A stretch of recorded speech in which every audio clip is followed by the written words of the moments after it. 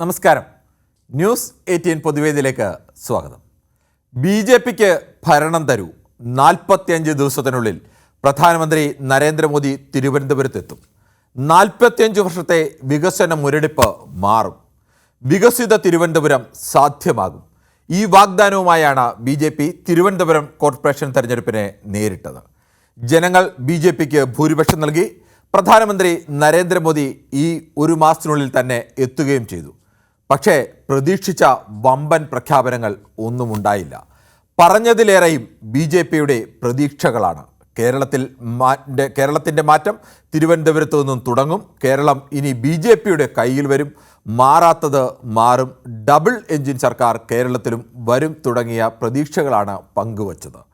കേന്ദ്ര പദ്ധതികൾ കേരളം നടപ്പാക്കുന്നില്ലെന്ന് PM ശ്രീ പദ്ധതി ചൂണ്ടിക്കാട്ടി വിമർശിച്ച മോദി തിരുവനന്തപുരത്തെ മാതൃകാ നഗരമാക്കുമെന്നും പ്രഖ്യാപിച്ചു. ഇടതു വലതു മുന്നണികൾക്കെതിരെയും കടുത്ത രാഷ്ട്രീയ വിമർശനങ്ങളാണ് ഉന്നയിച്ചത്. ശബരിമലയിലെ സ്വർണം മോഷ്ടിച്ചവരെ ജയിലിലാക്കുമെന്നും അത് മോദിയുടെ ഗ്യാരണ്ടിയാണെന്നും പ്രഖ്യാപിച്ചു. ഭരണമുന്നണിയെ വികസനത്തിൻ്റെ ശത്രുവെന്നും പ്രതിപക്ഷത്തെ മുസ്ലിം ലീഗ്, മാവോയിസ്റ്റ് കോൺഗ്രസ് എന്നുമായിരുന്നു വിമർശിച്ചത്.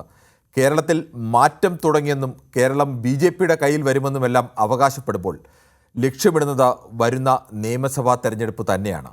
നിലവിൽ ബി.ജെ.പിക്ക് അക്കൗണ്ടില്ലാത്ത കേരള നിയമസഭയിൽ മോദി പറഞ്ഞ തരത്തിൽ ഒരു മാറ്റമുണ്ടാകാനുള്ള വിദൂര സാധ്യതയെങ്കിലും ഉണ്ടോ?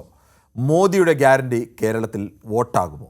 ഈ വിഷയമാണ് ന്യൂസ് 18 പൊതുവേദി ചർച്ച ചെയ്യുന്നത്. പ്രേക്ഷകർക്കും പ്രതികരിക്കാം.